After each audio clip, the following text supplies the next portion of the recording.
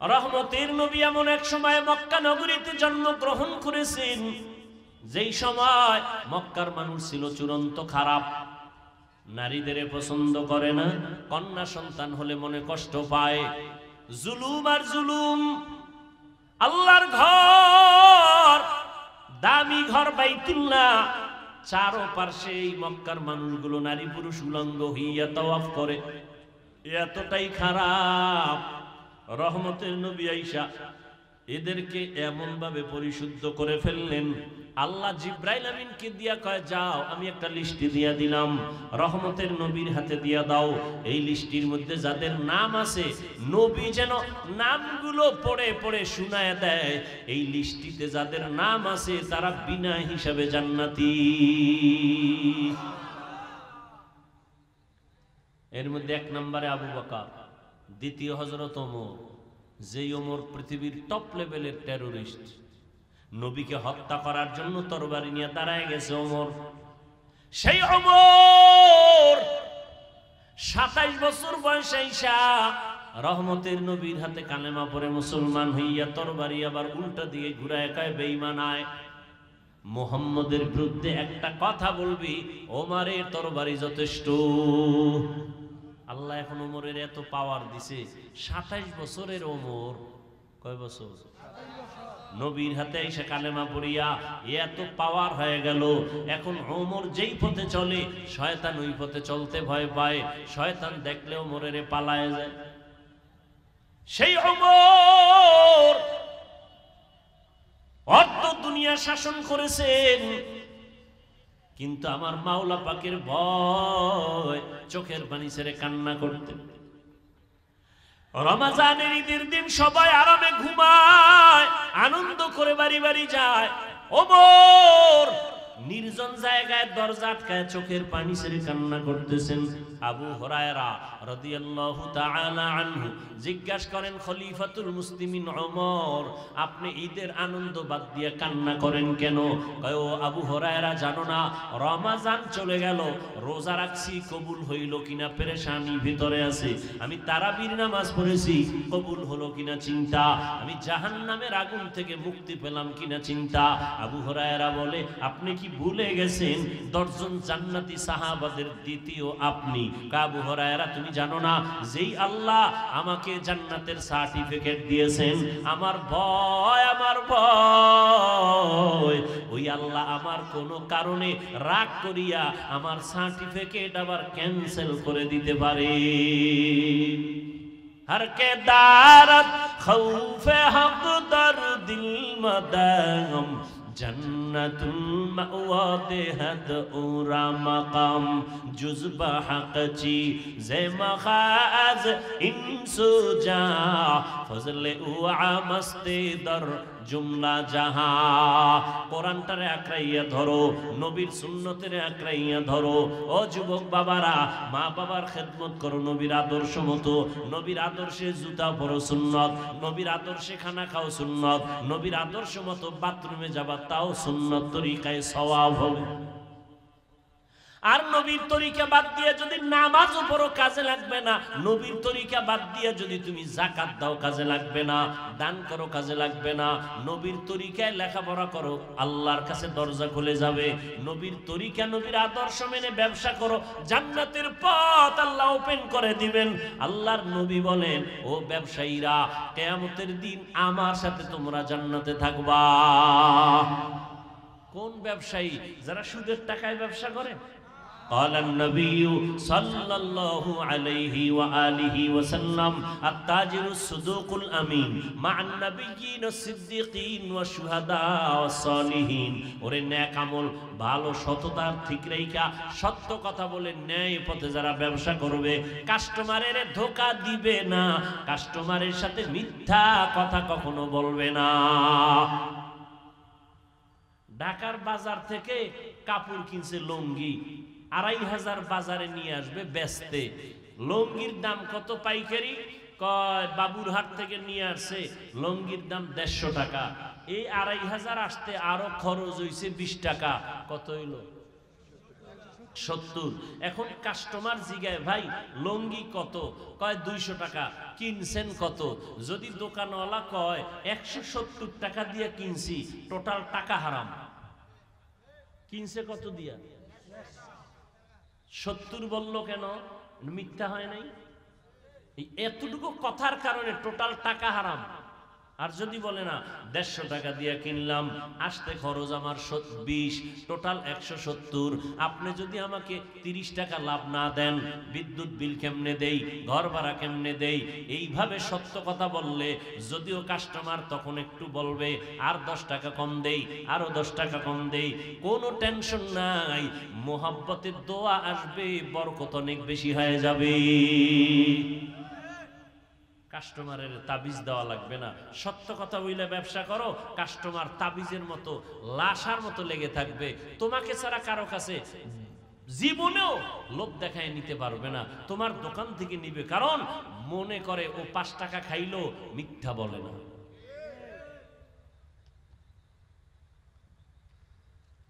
এরে নবীর উম্মত, রহমতের নবী উত্তম আদর্শ দিয়া মক্কার চূড়ান্ত খারাপ মানুষগুলোকে দামি মানুষে পরিণত করেছেন। রহমতের নবীর আদর্শ লালন করে সাহাবায়ে কেরাম নবীর মোহাব্বত নিয়ে নামাজ আদায় করেন, নবীর মোহাব্বতে মানুষের সাথে ভালো আচরণ করেন, কাউকে হিংসা পর্যন্ত করেন না। নবী মসজিদে নববীতে বসে আছেন, সাহাবায়ে কেরাম বসে আছেন, হঠাৎ করে নবী বলতেছেন, এই এখন একটা লোক এই মজলিসে ঢুকতেছে, এখন এই তোমরা দেখো, এখন একটা লোক মসজিদে ঢুকতেছে, এই লোকটা জান্নাতি। সাহাবায়ে কেরামের মধ্যে একটু কৌতূহল, নবী কয় জান্নাতি, তা তো জান্নাতি, তো কে এই ব্যক্তি? নবী কার ব্যাপারে কয় জান্নাতি? যখন ঢুকছে না, দেখে গে ও এদি আমগো হেই ব্যক্তি, কাছের মানুষ, আপন মানুষ, এই যে বড় বুজুর্গ তাও না, কিন্তু নবী যে বললেন জান্নাতি, কারণটা কি? এর ভিতরে আলাদা কি আছে? ভাবতেছেন নবীর সামনে হাসাহাসি নাই, নবীর সামনে বাজে কোনো আওয়াজ নাই, আবার মনে চাইলেও কোনো প্রশ্ন করে না, বেয়াদবি না জানি হয়ে যায়। সাহাবায়ে কেরাম চিন্তায় পড়ে গেলেন। নবী আর একদিন বলেন, মজলিসে বসা, এখন এমন একটা লোক ঢুকবে, দেখবা সেই লোকটা জান্নাতি। ওই লোকই একজন সাহাবী ভিতরে ভিতরে একটা বুদ্ধি করছে, ওর মধ্যে আলাদা কি আছে, আমি একটু গোপনীয়তা রক্ষা করে দেখব। নবীর কয়, নবী আমি এইভাবে একটু তার বাড়ি মেহমান হব। কয় যাও। সাহাবীর কাছে গেছে, ভাইজান আপনার বাড়ি কোরআন থেকে শিক্ষা দিবে কে, নিবে কে? যদি ওই আলোচনা করতে যাই, সাধারণ মানুষ বলে 2-1টা ঘটনা বলেন, বাড়ি যাই না হয়। ঘটনা বলতে গেলে আরেক দল ভাল লাগে, তারপরও একটু বাঁকা মেজাজ নিয়ে থাকে, তো এই জন্য কয় না এ বয়ান ভাল লাগে না, লাগে ভালো, এরপরও একটু বিরোধিতা করা দরকার, যে কেচ্ছা কাহিনীর রস শুনবো না। বলে না? বলেন। ওই বেআকল জাহেলকে কানে ধরে জিজ্ঞাসা করা দরকার, তুই কেচ্ছা কাহিনীর কি বুঝো? পৃথিবীতে কেচ্ছা কাহিনীর শ্রেষ্ঠ কিতাবের নাম কোরআন শরীফ, আর তুমি কি বুঝাতে চাও সাধারণ মানুষকে? কেচ্ছা কাহিনীর বয়ান চলবে না মানে? পৃথিবীতে শ্রেষ্ঠ কেচ্ছা কাহিনীর কিতাবের নাম কোরআন শরীফ। ওলামায়ে কেরাম আমাকে একটু হাত উঁচু করে সবাইকে বুঝান, আমি যেটা বলি সমর্থন করেন কিনা। কোরআন শরীফে গরুর কেচ্ছা আছে না নেই? সন্দেহ আছে? কোরআন শরীফে বাঘের কেচ্ছা আছে না নেই? কোরআন শরীফে পিপিলিকার কেচ্ছা, মশার কেচ্ছা, মাছির কেচ্ছা, সাপের কেচ্ছা নাই? হাতির কেচ্ছা নাই? কি না আছে? হাদিস শরীফে কোটি কোটি কেচ্ছা কাহিনী। মূর্খ জাহেল বলে কেচ্ছা কাহিনীর ওয়াজ করে, তো কিসের ওয়াজ করব? ইউসুফ নবীর কাহিনী শুনাইতেছি, কেচ্ছা। আদম নবীর কাহিনী শুনাইতেছি, কেচ্ছা কাহিনী। এবার আসবা কোরআন হাদিসের ছাড়া আরো কিছু ঘটনা আমরা শুনাই, আমাদের মুরব্বীদের কোন ঘটনা শুনাই, যে ঘটনা, যে কেচ্ছা বললে মানুষের দিল নরম হবে, চোখে পানি আসবে, আমলের জন্য দিল তৈরি হবে। আমরা সোনাবন্দের কেচ্ছা শুনাই না।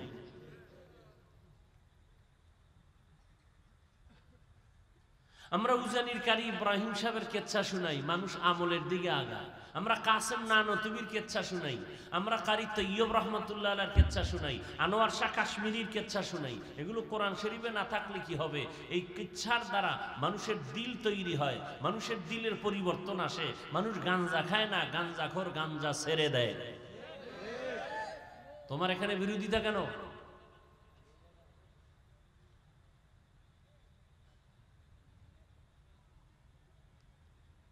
আল্লাহ বললেন আন্তা ও জাউজুকাল জান্নাত, থাকো দুজন, তুমি আর তোমার স্ত্রী সহ জান্নাতে থাকো। আদম আর কে? হাওয়া। আর ওয়াকুলা মিনহা রাগাদান হাইসু শিতুমা, জান্নাতে বিচরণ করো। আর জান্নাতে অনেক নিয়ামত আছে, ফল ফ্রুট আছে, মনে যা চায় দুজনে খাও। দেখেন, একটু খেয়াল করেন তো, থাকার বেলায় বললেন তুমি আর তোমার স্ত্রী থাকো, খানার বেলায় একথা বলেন নাই তুমি আর তোমার স্ত্রী খাও। থাকার বেলায় বললেন তুমি আর তোমার স্ত্রী জান্নাতে বসবাস করো, খানার বেলায় বললেন তোমরা দুজনে খাও, তুমি আর তোমার স্ত্রী খাও। এটা বলে নাই তোমরা দুজনে খাও। এখান থেকে একটা বিধান, পৃথিবীর উম্মতের জন্য একটা বিধান এখান থেকে আসে। কি? থাকার বেলায় স্বাধীনতা নাই, খানার বেলায় দুজন স্বাধীন। স্বামীর মনে যা চায় খাও, স্ত্রীর মনে যা চায় খাও, এখানে কেউ কারো পরাধীন না। কিন্তু থাকার বেলায় সব স্ত্রীগণ স্বামীর অধীন। স্বামী যেখানে থাকবে স্ত্রীও সেখানে থাকবা।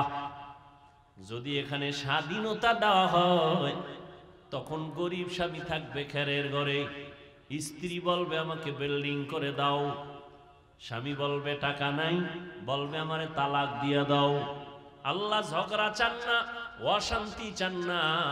এজন্য আল্লাহ থাকার বেলায় সব নারীদের স্বামীর অধীন বানায় দিলেন, খানার বেলায় কোনো অধীন করেন নাই। কারণ রুচি সবার এক না। স্বামী মাঝে মাঝে ভর্তা দিয়ে খায় মজা পাবে, স্ত্রী ভর্তা দিয়ে খায় মজা পাবে না। স্বামী খাইতে মজা পায় মাছ, স্ত্রী বলে আমার সবজি যথেষ্ট। খানার বেলায় রুচি যেহেতু এক না, এখানে যদি স্ত্রীকে স্বামীর অধীন করে দেয় অশান্তি শুরু হবে। ইসলাম অশান্তি চায় না, আল্লাহ অশান্তি চায় না।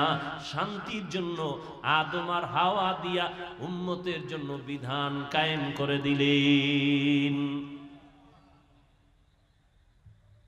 দুজনে থাকো, মনে যা চায় খাও। কিন্তু খাইতে গিয়া জান্নাতের সব নেয়ামত হারাম না হালাল? হারাম। বলেন খারাপ না ভালো? অ্যাকশন না রিয়াকশন? রিয়াকশন। কোনটায় সাইড এফেক্ট নাই। যদি বলে কোনটা একটু ঝামেলা আছে জান্নাতে, তো জান্নাতের মান নষ্ট হয়ে যায়। জান্নাত এমন একটা জিনিস যেখানে শান্তি আর শান্তি, উপকার আর উপকার, কোনো ক্ষতি নেই। এরপরও আল্লাহ কি কইলেন?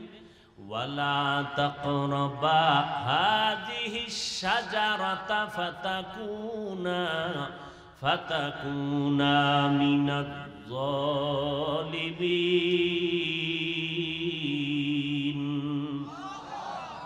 ওই একটা গাছকে ইশারা করে বললেন তুমি যেখানে যাও জান্নাতে, যা মনে চায় দুজনে খাও, ওই গাছের কিনারায়ও যাইবা না।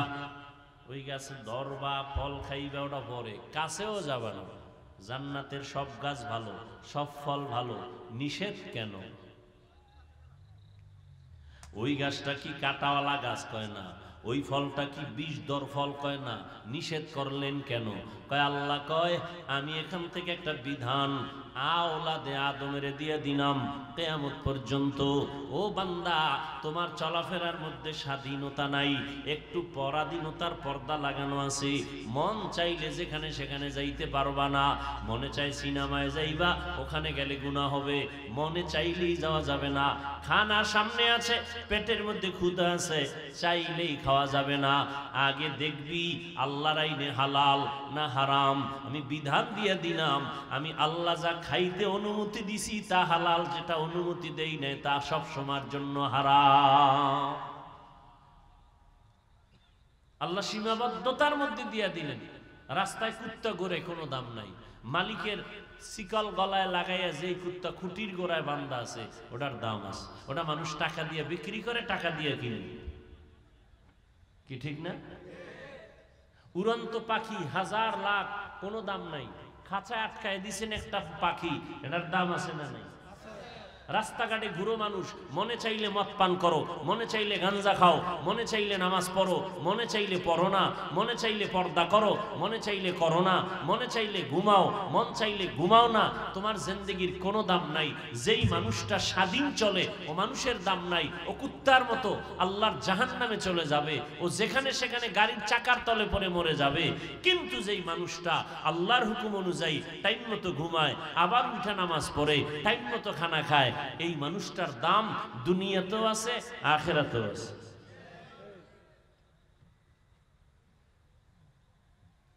টাকা আছে পকেট ভরা, মন চাইলে উল্টা পাল্টা খরচ করা যাবে না। হ্যাঁ, তো যে কথাটা বলতেছিলাম, ওলামায়ে কেরাম এই উম্মতের আসল রাহবার,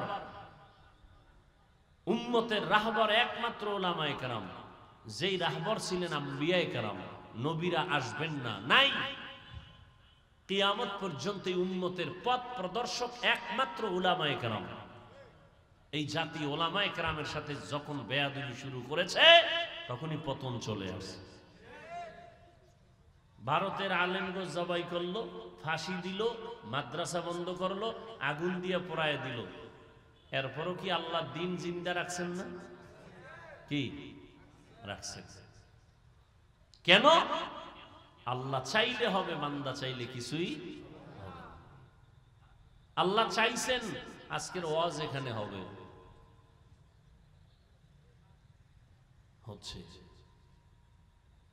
আল্লাহ যদি চাইবেন না, হবে না। কারো করার কোনো সাধ্য নেই। আল্লাহ সুযোগ দিছেন, এটা নিয়ামত। আপনারা আসছেন, এটাও নিয়ামত। বসতে পেরেছেন, এটাও নিয়ামত। এবার তওবা করে মা বাবার জন্য একটু দোয়া করে বিদায় নেওয়ার চেষ্টা করব। ওই বান্দা বড় হতভাগা যে একটা বেহেশতের বাগানে আসিয়াও মা বাবার জন্য দোয়া করে যেতে পারলো না। হতভাগা, বদকিসমতটা। জীবনে একা একা কোনোদিন দোয়া করে নাই। আর এই বেহেশতের বাগানে একজনের দোয়া কবুল হলে সবারটা কবুল। এই বরকতি মজলিসে এসেও যে পারে না, এর থেকে বদকিসমত আর কার? আল্লাহ সবাইকে শেষ দোয়া করে যাওয়ার তৌফিক দান করেন। তো মাদ্রাসাকে কেন্দ্র করে প্রোগ্রাম। এই মাদ্রাসা সারা দুনিয়ার বিধর্মীরা চায় বন্ধ হয়ে যায়।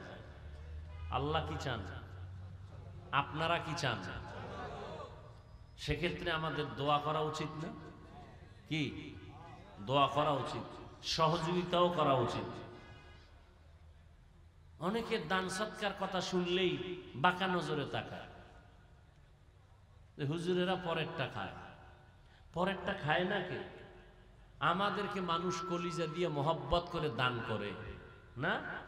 আর আমগো যারা আঙ্গুল বাঁকা করে তাকায়, ওরা তো মানুষের বুকের উপরে পাও দিয়া ছুরি দিয়ে এরপরে জুলুম করে খায়। ওরা ডাকাত, ওরা জালেম।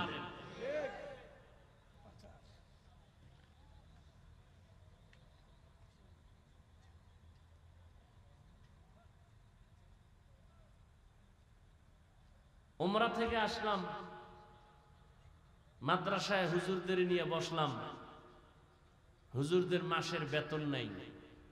আমি বললাম ব্যাংক অ্যাকাউন্টে আছে কিছু? নাই। আমি বললাম আল্লাহর কাছে কাঁদতে থাকেন, আমার কান্না কইরেছি, এবার আপনাদেরটা কান্দেন, দেখেন আল্লাহ রাস্তা খোলেন। ঠিকই আজকে এক আল্লাহর বান্দা আইসা একটা প্রোগ্রাম চাইলেন, কোন রকম তালমিল করে জোড়াতালি দিয়ে দিলাম, সুযোগ নাই। পরে অ্যাকাউন্ট নাম্বার নিয়ে ব্যাংকে কিছু টাকা দিয়ে দিলেন, হুজুরদের বেতন হয়ে গেল। আমি কি স্বপ্নে দেখছি এই বান্দা কবে আসবে?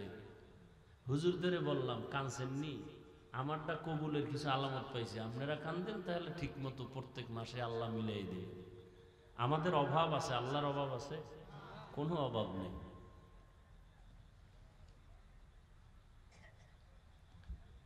আল্লাহ দিতে চান, আমরা নিতে চাই না, কত বড় নিমক হারাম আমরা।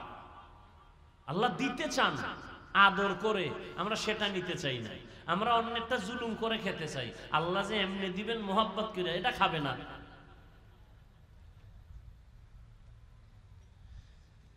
শ্বশুর শাশুড়ি জামাই মেয়ের হাতে কিছু হাদিয়া দিবেন, এটা ভাল লাগে না, জোর কইরা নিয়ে আসবেন, এটা ভাল লাগে।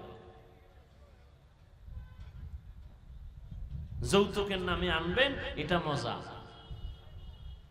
রাতারাতি বড় লোক হবে, যেই গাছ তাড়াতাড়ি বড় হয় ওই গাছ তাড়াতাড়ি ভেঙ্গে যায়। রাতারাতি যেটি বড় লোক হয় ওটির ঘর বাড়ি সব জ্বালায় দেয়, ঠিক নেই? ভালো করে ওয়াজ বুঝো, এবার অন্তরে ঢুকাও, নিজে জুলুম থেকে বাঁচার চেষ্টা করো। কারো উপরে জুলুম করিও না, কাউকে জুলুম করতে দিও না, নিজেও জুলুমের শিকার হইও না। খালি আওয়ামী লীগের দিকে আঙ্গুল ঘুরাইও না। 15 বছর আর 17 বছরের হিসাবের মাঝখানে যে তুমি জুলুম করতেছো মায়ের সাথে, ভাইয়ের সাথে, বোনের সাথে, কর্মচারীর সাথে, তোমার প্রতিবেশীর সাথে, এই বিচার কি হবে সেই চিন্তাও ফাঁকে ফাঁকে করো। ভাইয়ের উপরে জুলুম করনেওয়ালা ভাই নাই, বোনের উপরে জুলুম করে এরকম ভাই নাই, মা বাবার উপরে জুলুম করে এরকম সন্তান নাই, কর্মচারীর উপরে মালিক হইয়া জুলুম করে নাই। ওদিকে আঙ্গুলটা ঘুরান না কেন? জুলুমের বিচার হবে মরার আগে। রসুলের হাদিস, কথাটা লিখে রাখবেন, ভুলে গেলে লিখে রাখেন।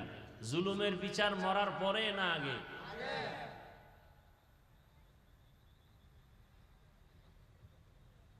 আর একজনের হয়েছে, আপনারটা হবে না, এটা অসম্ভব। আর একজনের বিপদে হাসবেন না, ওই বিপদ আপনাকেও ধরে ফেলবে।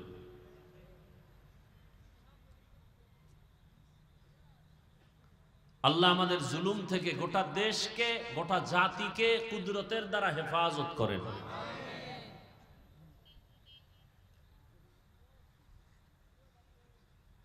বিল্ডিং এর মালিক ভাড়াটিয়াদের ঠিক মতো পানি দেয় না, জুলুম আছে না নেই?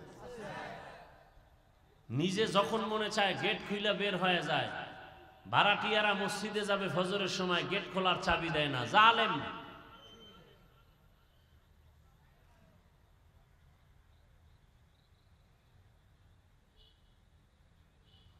আল্লাহ তো মাদ্রাসার জন্য কিছু কথা না বললেই না, আল্লাহ মাদ্রাসা কবুল করেন।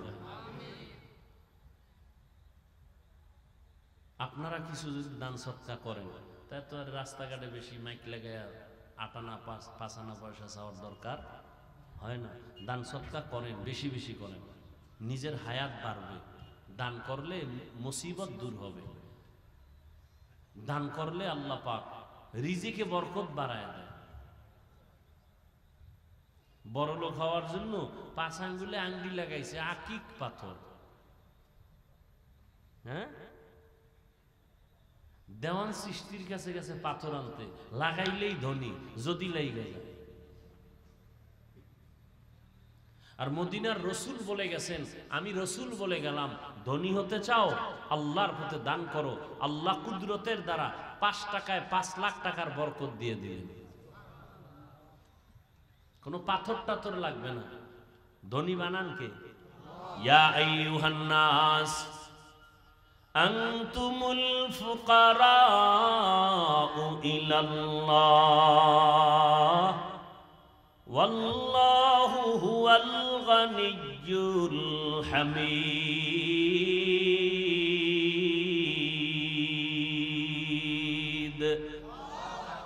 गर तवक्कुल मीकुनी हर सुबह शाम मेरा सानाद रिज़्क़े तू अज़ला मकाम।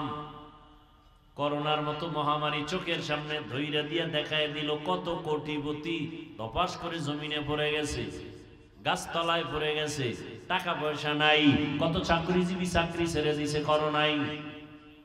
মিথ্যা বলতেছি? কিন্তু তাকাইয়া দেখছো আমার সোনার বাংলাদেশে একজন হুজুরও না খাইয়া মরে নাই। এটা লিখে রাখ যুবকেরা, তোরা জাতির ভবিষ্যৎ। ও যুবক বাবারা, রাগ কইরো না, আমার কলিজা দিয়ে কথাগুলো বের করতেছি। তোমরা জাতির কর্ণধার। আমরা ওলামায়ে কেরাম যেমন এতক্ষণ বলছি জাতির রাহবার, তোমরা জাতির রাহবার। তোমরা এই দুনিয়ার কন্ট্রোল পাওয়ার নিয়ে বসে আছো,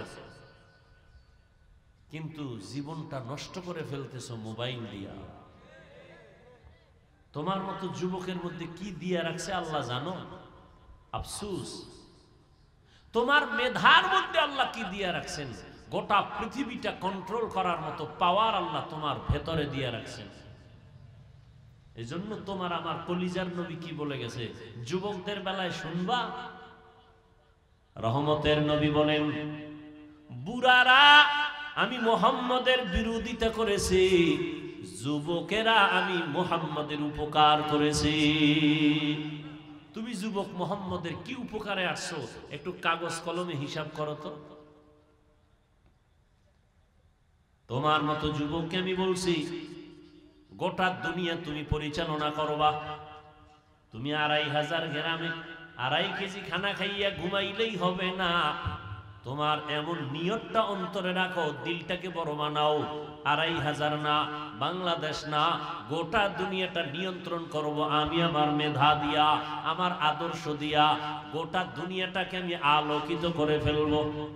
সম্ভব আছেও সেই মেধা, ব্যবহার করো। ব্যবহার তো করবা দূরের কথা, বরং আল্লাহর দেওয়া নিয়ামতকে মোবাইলে গুনাহ দেখে দেখে নষ্ট করে ফেলতেছে। সময়ের কালে আফসোস করলেও কাজ হবে না রে যুবক। এই মোবাইল মোবাইল কইরা তোর মতো কত যুবক আজকে রাস্তায় উলঙ্গ পাগল হয়ে ঘুরে ঘুরে না, গেমস খেলে পাগল হয়ে গেছে। ঠিক নেই? আমি কি মজাক করতেছি, তামাশা করতেছি? সত্য কথাটা মানো আর দিলে ঢুকাও। তোমার এখানে আমি হাসির কিছু বলি নাই, যে তুমি হাসবা এমন কিছু তো আমি বলি নাই।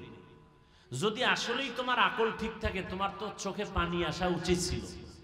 তোমার কপাল এত খারাপ যে তোমার কান্না আসে না, তোমার হাসি আসতেছে। তুমি মনে করতেছো আমি মস্কারা করতেছি। তোমার মতো যুবক পাগল হয়ে গেছে, রাস্তায় ল্যাংটা ঘুরে, আর তুমি হাসতেছো।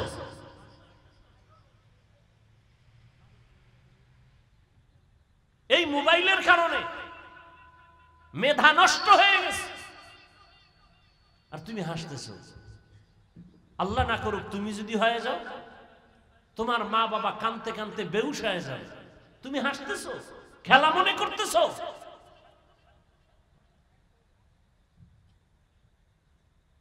তোমার চেহারাটা থাকবে উজ্জ্বল গোলাপের মতো। তোমার চেহারার দিয়ে তাকাইলে মায়া লাগে না কেন? মাত্র তোমার ২৭ বছর বয়স, ২৫ বছর বয়স, ৩০ বছর বয়স, ৪০ বছর পর্যন্ত চেহারার উজ্জ্বলতা নষ্ট হবে না, কোনো ক্রিম দেওয়া লাগবে না। তোমার ২৫ বছরের চেহারা ভাঙছে কেন? আয়নার সামনে দাঁড়াইয়া এরপরে কি আর বলবো তোমাকে, কি বললে তোমার লজ্জা হবে? আয়নার সামনে দাঁড়াইয়া নিজেকে ধিক্কার দাও যে ৪০ বছরের আগে আমার চেহারা নষ্ট হলো কেন?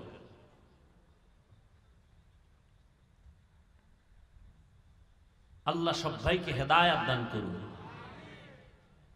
আল্লাহ বলেন, আমি হলাম সব থেকে প্রশংসিত ধনী, দুনিয়ার সব মানুষ হলো ফকির, আল্লাহর মতো ধনী কেউ নাই। ও দুনিয়ার মানুষ, করোনার ভেতরে স্কুল বন্ধ, কলেজ বন্ধ, ভার্সিটি বন্ধ, ফ্যাক্টরি বন্ধ, গাড়ি বন্ধ, রাস্তা বন্ধ, সব কিছু বন্ধ হয়ে গেছে। আল্লাহর কোরআনের একটা মাদ্রাসাও করোনার সময় বন্ধ হয় নাই।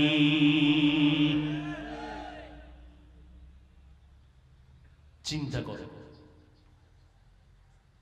দিন হেফাজত করবেন আল্লাহ, চেষ্টা করব আমরা।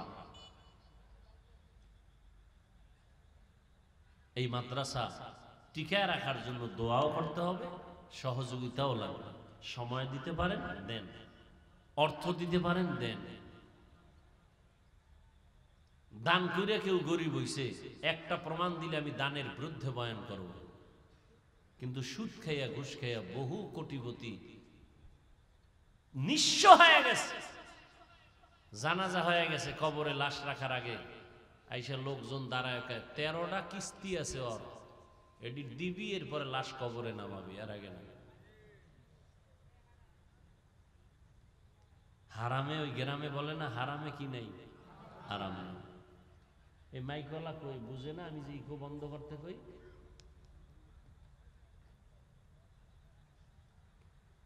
আমি কিন্তু ডাইনামে দৌড়াইছি মাদ্রাসাটারে টার্গেট কইরা একটা কথা বলার জন্য। আমার আয়াত আর হাদিসের আলোচনা এখনো ওদিকে যাওয়ার সুযোগ হয় নাই। শুধু মাদ্রাসাকে বুঝাবার জন্য এতক্ষণ এত কথা। এই মাদ্রাসা টিকানোর জন্য একটু সহযোগিতা আমার ভাই আমানুল্লাহ সাহেব চাইলেন, অনেকে দিছে, কেউ দেয় নাই। আমি যদি বলি এখন নগদ কিছু দিবেন, আল্লাহ তৌফিক যদি দেন, তবে এটাও সত্য, সবার টাকা কোরআনের কাজে লাগে না। কারো টাকায় হয় সিনেমা হল, আর কারো টাকায় হয় কোরআনের ফ্যাক্টরি, মার্কাজ, মাদ্রাসা। কোন আল্লাহর বান্দা কি এই মুহূর্তে যদি আমি কিছু লোক নামায় দেই যে আপনি 100 টাকা পারেন দিবেন, মা বাবার সওয়াবের জন্য 500 পারেন দিবেন, 1000 টাকা দিবেন, নগদ কোনো বাকি নেই, 50 টাকা পারেন দিবেন, 10 টাকা পারেন দিবেন, আমি যদি দাবি করি দিবেন কি দিবেন? তাহলে বিসমিল্লাহ বলে পকেটে ডান হাতটা ঢুকায় দেন, আপনাদের লোক নামায় দেন। কই লোক কই?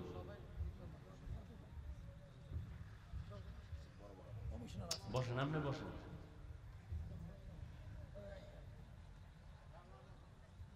বয়ান চলতে থাকে, আপনারা যারা দিবেন, ওই যে বললাম যার টাকা কবুল হবে তারটাই দানে যাবে। যার টাকা আল্লাহ পছন্দ করবেন না, ও চেষ্টা করলে ওর টাকা দিনের পথে যাবে না। আল্লাহ পাক কবুল করেন, আল্লাহ মাদ্রাসা কবুল করেন, আপনাদের দান কবুল করেন, আমিন বলেন। আল্লাহ দানের বরকতে, হায়াতে, ইজ্জতে, রুজিতে বরকত দান করেন আল্লাহ। আবার অনেকে নামের জন্য দিবেন না, আমি নামের টাকা নিব না, আল্লাহর মোহাব্বতে দিবেন, সওয়াবের আশায় দিবেন, ইখলাসের সাথে দিবেন। আপনাকে যা দেওয়ার আমার আল্লাহ দিয়ে দিবেন, নিয়তকে খালেস করে দিবেন। তো বলতেছিলাম, এই কথা বলবেন না কেউ, রবিউল আউয়ালে রসুল আসছেন, এটা প্রসিদ্ধ একটা কথা মত। রবিউল আউয়ালে রসুল চলে গেছেন, আমাকে একটু সবাই জবাব দেন, রসুলের আসা আর যাওয়ার মাঝখানে হায়াত কতদিন? একটু জবান খুলেন না। 63 বছর। তো নবী আসলেন কেন, গেলেন কেন? এবার আসেন আমার আয়াতের তরজমাটা বলে ফেলি। আল্লাহ বলেন, নবীর শানেই বলতেছেন, মা আতাকুমুর রাসূলু ফাখুযুহু ওয়া মা নাহাকুম আনহু ফান্তাহু। ও দুনিয়ার মানুষ, আমার নবী তোমাদের মাঝে যা নিয়ে আসছেন তা আঁকড়ে ধরো, গ্রহণ করে নাও। রহমতের নবী জাত থেকে তোমাদেরকে নিষেধ করেছেন, তার থেকে তোমাদেরকে বারণ করো, ফিরাইয়া নাও। আয়াতের তরজমা হলো, নবী যা নিয়ে আসছেন তা ধরে রাখো, নবী জাত থেকে নিষেধ করছেন তার থেকে ফিরে থাকো। হাদিস পড়েছিলাম, একটা হাদিসের তরজমাটাও বলি। এরপরে কিছু আপনাদের ধৈর্য হলে, দোয়া থাকলে, মোহাব্বত থাকলে কিছু ব্যাখ্যামূলক কথা হবে, না থাকলে দোয়া করে চলে যাবে। নবীজি বলেন ক্বালান নবী সাল্লাল্লাহু আলাইহি ওয়া আলিহি ওয়াসাল্লাম তারাকতু ফীকুম আমরাইন লান তাদিল্লু মা তামাসসাকতুম বিহিমা কিতাবাল্লাহি ওয়া সুন্নাত রাসূলি।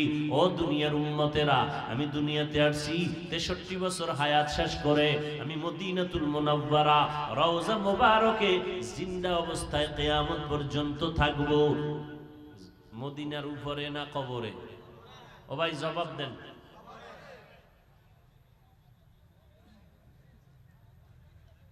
বয়ান অনেক জায়গায় করি, একই আয়াত দিয়া সব জায়গার বয়ান এক হয় না। একটা কথা মনে রাখবেন, আপনারা তো আরো আলেমদের বয়ান শুনেন, এই পয়েন্টটা মনে রাখবেন। যত বড় বক্তা হোক, যত বড় বুজুর্গ হোক, যত বড় আলেম হোক, বয়ান ভালো হওয়া খারাপ হওয়া শ্রোতাদের কলবের মোহাব্বতের আকর্ষণের উপরে নির্ভর করে।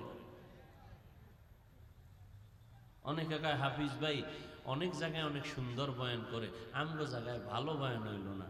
অনেকে বলে না, এই ভালো হওয়া খারাপ হওয়া শ্রোতাদের মোহাব্বতের উপরে নির্ভর। আপনার চুম্বুকে যে আকর্ষণ হবে, ওই চুম্বুকের আকর্ষণে যা বের হবে এটাই বের হবে। অতএব অনুরোধ করে বলছি, কথাগুলো খেয়াল করেন, জবাব চাইলে জবাব দেন। খারাপ লাগে না তো কারো? যদি মনে করেন ভাল লাগে না, তো বৃষ্টি হওয়াই ভালো ছিল।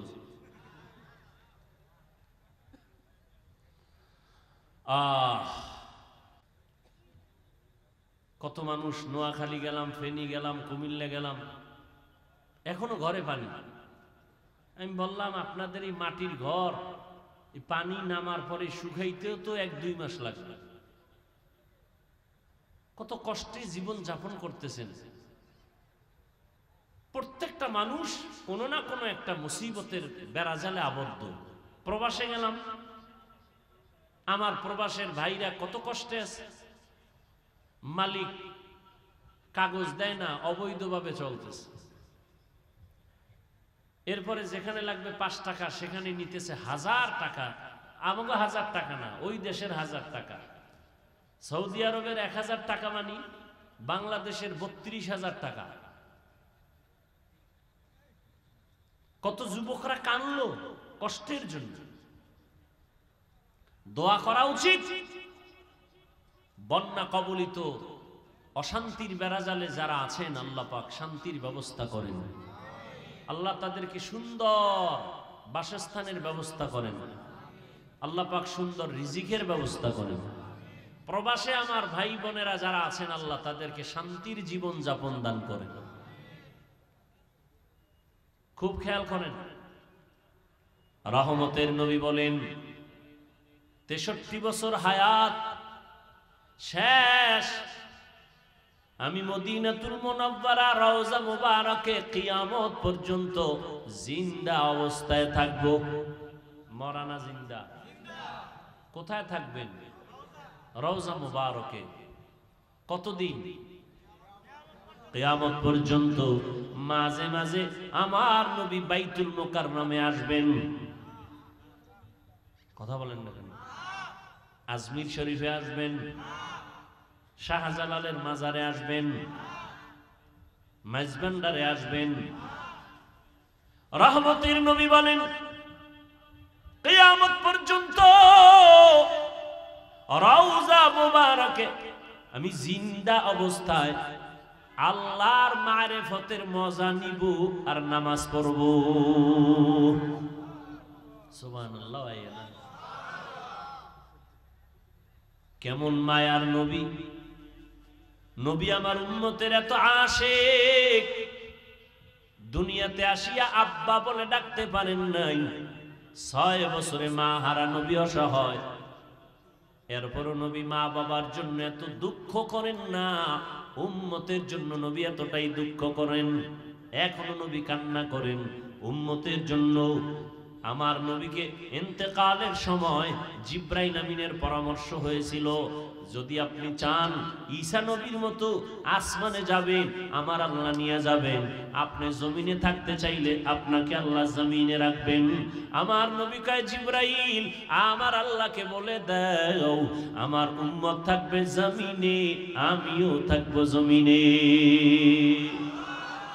ইমামুল আউয়ালিনাল আখিরিন বাহরে সাদকা রাহমাতাল লিল আলামিন সাইয়্যিদুল কাউনাইন খাতমুল মুরসালিন আখিরামত বুদে ফখরুল আউয়ালিন উম্মতের কান্ডারি নবী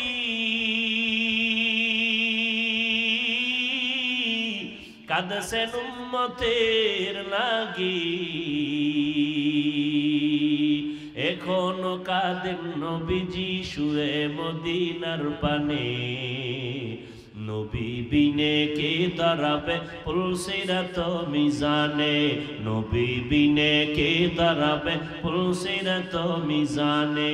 চলো চলো চলো মুমিন চলো নবীর সন্ধানে, নবী বিনে কে দাঁড়াবে পুলসিরাত মিজানে, নবী বিনে কে দাঁড়াবে পুলসিরাত মিজানে। রহমতের নবী বলেন, আমার মনে চায় না চলে যাব, কিন্তু গেলাম। তবে উম্মতেরা তোদের ভুলি নাই, তোমাদের মাঝে আমি দুইটা জিনিস রেখে গেলাম। কিয়ামত পর্যন্ত আমি আর তোমাদের কাছে কালেমার পতাকা নিয়ে আসবো না, দাওয়াত নিয়ে আসবো না। তবে দুইটা জিনিস আমি রেখে গেলাম, এই দুইটা জিনিস যদি আঁকড়াইয়া ধরো, কিয়ামত পর্যন্ত তোমাদের ঈমানও যাবে না, সম্মানও যাবে না। দুই জিনিসের এখনো কোরআন শরীফ। দ্বিতীয় হলো আমি নবীর রেখে যাওয়া 23 বছরের আদর্শ সুন্নাত। এক নম্বরে কোরআন, দ্বিতীয় হলো সুন্নাত। এই দুই জিনিস যদি আঁকড়াইয়া ধরো, ঈমানও যাবে না, সম্মানও যাবে না। 1500 বছর হয়ে গেছে নবী এই ভাষণ দিয়ে চলে গেলেন। কয় হাজার বছর? 1500 বছর হয়ে গেল। ও আল্লাহর বান্দারা, একটু নজর করে দেখেন, চতুর্মুখী দুশমন, মাদ্রাসার বিরুদ্ধে দুশমন, ইহুদি বেঈমান সহ সব বিধর্মীরা চায় জমিনে কোরআনের আওয়াজ বন্ধ হয়ে যাক, হুজুরদের আওয়াজ বন্ধ হয়ে যাক, মসজিদের মাইকের আওয়াজ বন্ধ হয়ে যাক, মাদ্রাসায় তালা লেগে যাক। এত দুশমনের মাঝেও বলেন, যাদের কাছে আল্লাহর কোরআন আছে, নবীর সুন্নাত আছে, এরা এখনো সারা দুনিয়াতে সর্বোচ্চ সম্মানে আছে। ওই যে একটু আগে বলছি না, করোনার ভিতরে স্কুল কলেজ ভার্সিটি ফ্যাক্টরি দোকান পাট সব বন্ধ, কোরআনের মাদ্রাসা কি নাই? কতজনার চাকরি গেছি গা, না খাইয়া মরণ মরণ অবস্থা, কোন হুজুর না খাইয়া মরে নাই। রিজিকের মালিক কে?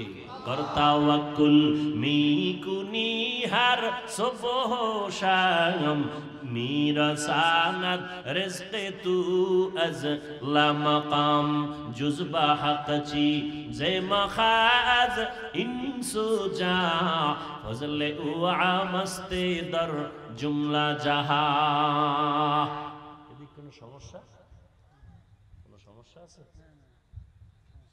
না? আওয়াজ হইতেছে কেন এই সাইড থেকে? ভাইরা আমার, দুই জিনিস ধরে রাখো, রসুলের চ্যালেঞ্জ দেওয়া কোরআন আর সুন্নাহ। যুবক ভাইদেরকে একটু জিজ্ঞাসা করি, বাবা আমি কিন্তু ভালো করে বুঝো, কিন্তু প্যাস্টাস লাগাও না, নিজেও একটা কি বলে ধাঁধায় পইরা থাইকো না যে হুজুর কি কইলো। ভালো করে আমি খোলাসা করতেছি, স্পষ্ট করতেছি। নবী বলেন দুই জিনিস ধরে রাখো, কোরআন আর সুন্নাত। কোরআন আর সুন্নাত তার মানে কি হুজুর হওয়া লাগবে? হ্যাঁ না, ডাক্তার দেখো নামাজ পড়ে, মা বাবার খেদমত করে, কোনো দুই নাম্বারই নাই, সুদ খায় না, ঘুষ খায় না, ডাক্তারি করে, রোগীদের সিরিয়ালে দেখে, আজান হয়ে গেছে নামাজের মুসাল্লায় দাঁড়ায় গেছে, ওর কাছে কোরআনের মহব্বত আছে, ওর কাছে সুন্নতের মহব্বত আছে, এ কারণে তার ঈমানও আছে, তার সম্মানও আছে। ডাক্তার হলেই যে সম্মান থাকবে না কথাটা এমন না।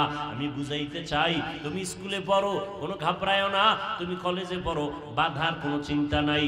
ইসলাম তোমাকে ডাক্তার হতে নিষেধ করে না, ইঞ্জিনিয়ার হতে নিষেধ করে না, তোমাকে দার্শনিক হতে নিষেধ করে না, প্রফেসর হতে নিষেধ করে না, তবে বেশ্যা তাসলিমার মতো হতে নিষেধ করে। তাসনিমা নাসরিনও তো এমবিবিএস ডাক্তার, ডাক্তার না, হাতুড়ে ডাক্তার না, লেখাপড়া করিয়া এমবিবিএস ডাক্তার হয়েছে, যথেষ্ট পরিমাণ স্টাডি করেছে ইসলাম নিয়া, কিন্তু করতে করতে করতে করতে অতিরঞ্জিত করে বলে আল্লাহ নারীদের উপরে পর্দার আইন কইরা জুলুম করেছে, আল্লাহ বড় জালেম। নাউজুবিল্লাহ আসে না? এমবিবিএস ডাক্তার হইয়া আল্লাহর সাথে মন্তব্য করলো, এই মন্তব্যের কারণে নিজ এলাকায় থাকতে পারে নাই, নিজ মাতৃভূমিতে থাকতে পারে নাই। আল্লাহ পাকের বিচার, জুলুম করলে বিচারটা মরার পরে না আগে? আগেই। জুলুম আবার তিন প্রকার, আল্লাহর সাথে জুলুম করা, নিজের সাথে জুলুম করা, অন্যের সাথে জুলুম করা। আল্লাহর সাথে জুলুমের নাম হলো শিরিক। আল্লাহর সাথে জুলুমের নাম কি? শিরিক। আল্লাহ শিরিক থেকে মাফ করুন। ও যুবক, তোমার মতো কত যুবক স্কুলে পড়ে, কলেজে পড়ে, চাকরি করে, ব্যবসা করে, একটা কাও হারাম খায় না, 5 ওয়াক্ত নামাজ পড়ে, র্যাব, আর্মি, পুলিশ, বিডিআর, সত্য কথা বলো, আছে? তোমাকে জিজ্ঞাসা করি, পাও দুইটা যদি আগায় দিয়ে বলতে হাফিজ ভাই পাও ধরলে আজকে থেকে আর নামাজ ছাড়বো না, বলো আমি নিচে নেমে আসবো। তোমার মতো যুবক হুজুর না, জীবনে মাদ্রাসায় পড়ে নাই, 5 ওয়াক্ত নামাজ পড়ে নাই, তুমি কেন পারো না? আসলে কি বলো যে নামাজ লাগে না, কোরআন থেকে দলিল দাও। কেন বারবার কোরআন থেকে বলতেছি? কারণ কোরআনের মতো একটা কিতাব আর পৃথিবীতে দ্বিতীয়টা, এটা এমন একটা কিতাব যা ধরলে সওয়াব, দেখলে সওয়াব, পড়লে সওয়াব, যে কোরআনে কোনো ভুল। যালিকাল কিতাবু লা রাইবা ফীহি হুদাল লিল মুত্তাকিন।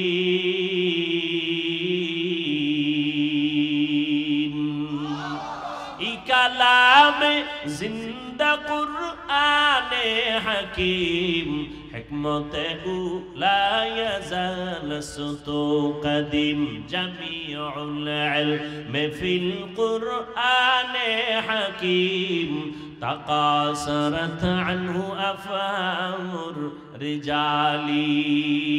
আমার ভাই নাম কি আপনার? গোলাম ফারুক ভাই, তার ভাই আরেকজন কি জানি না, বাকিবিল্লাহ ভাই, যার ঘরে খানা খাইলাম পরশুদিন মনে হয় প্রোগ্রামটা দিছে, 2 দিন আগে। হঠাৎ করে একজনে টেলিফোন কইরা কয় মাহফিল তো করা যাবে না, আগের কমিটি ছিল হেই।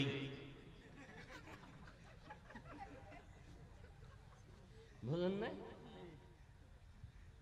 পরে ওই আমার এখানে যারা আছে প্রোগ্রাম নেয়, ওসমান দেলোয়ার, ওরা এদের সাথে পরামর্শ হলো যে না হুজুর আমরা 15 তারিখ করব, তো পারলে করো। আমি বললাম কোনো প্যান্ডেল দরকার নাই, 2-1টা সিএনজি নামায় দাও, প্রচার করো, এর মধ্যে আবার বৃষ্টি।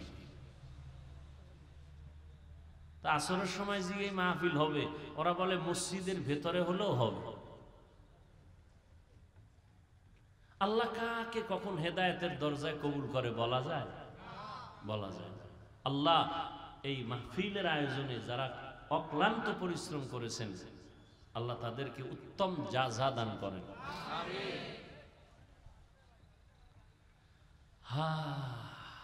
বড় কঠিন। ওয়াজ মাহফিল হবে, কোরআন হাদিসের বয়ান উলামায়ে কেরাম করবেন, কোন বেনামাজির থেকে অনুমতি নেওয়ার কোনো সুযোগ নেই, কোনো অনুমতি নিতেও যাবেন না কখনো। কোরআন হাদিসের বয়ান চলবে লাগাতার, প্রত্যেক দিন চলবে। 2500-এ মাসে 2500 প্রোগ্রাম হবে। অনুমতি লাগবে? অনুমতি তো আল্লাহ দিছেন, তুমি কে? আল্লাহ হেদায়েতের দৌলত সবাইকে দান করেন। আর একটু কি সামনে আগাবো? যুবকরা, তোমার আবার তারিখ দেওয়া আছে না মিস কলের? আল্লাহ সবাইকে কবুল করেন।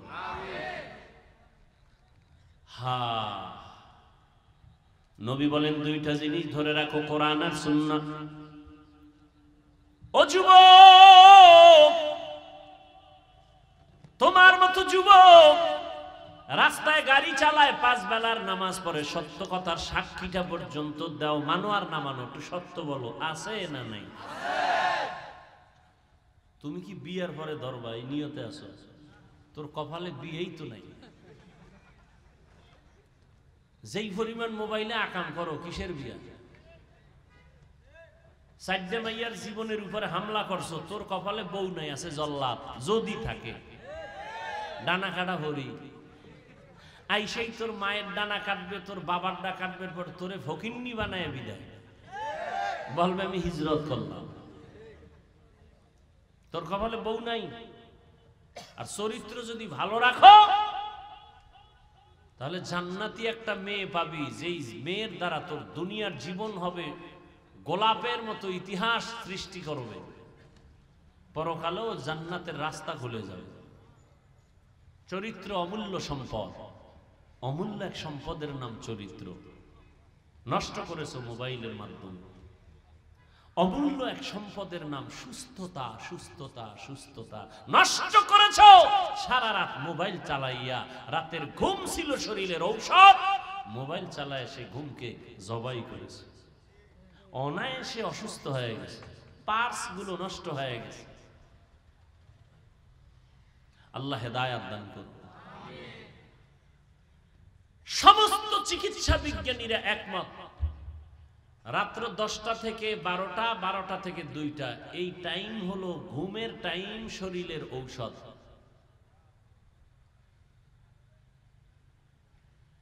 আর তুমি এই টাইম সজাগ থেকে যদি কোরআন শরীফ পড়তা, তো একটু দিলকে সান্ত্বনা দেওয়া যেত। তুমি কবিরা গুনাহ করতেছো, অনবরত কবিরা গুনাহ। আল্লাহ হেদায়েত না দিলে কিছু করার নাই। আমরা দোয়া করি কলিজা দিয়ে, আল্লাহ সব ভাইকে হেদায়েত দান করুন। একটু নিজেকে জিজ্ঞাসা করো তো, যে আমারে হুজুরে তো হুজুর হইতে বলেন নাই, তাহলে আমার মতো যুবক যদি স্কুল কলেজে পড়িয়া নামাজ পড়ে, আমি কেন পারি না? আমার মতো যুবক যদি চাকরি করে নামাজ পড়ে, আমি কেন পারি না? আমার মতো যুবক যদি মাঠে কাজ করে নামাজ পড়ে, আমি কেন পারি না? আমার মতো যুবক যদি রাস্তায় গাড়ি চালায় নামাজ পড়ে, আমি কেন পারি না? এখনো সময় আছে। আল্লাহ তোমার আমার মতো এতটা কৃপণ না, তুমি তওবা করতে দেরি, ক্ষমা হতে দেরি নেই।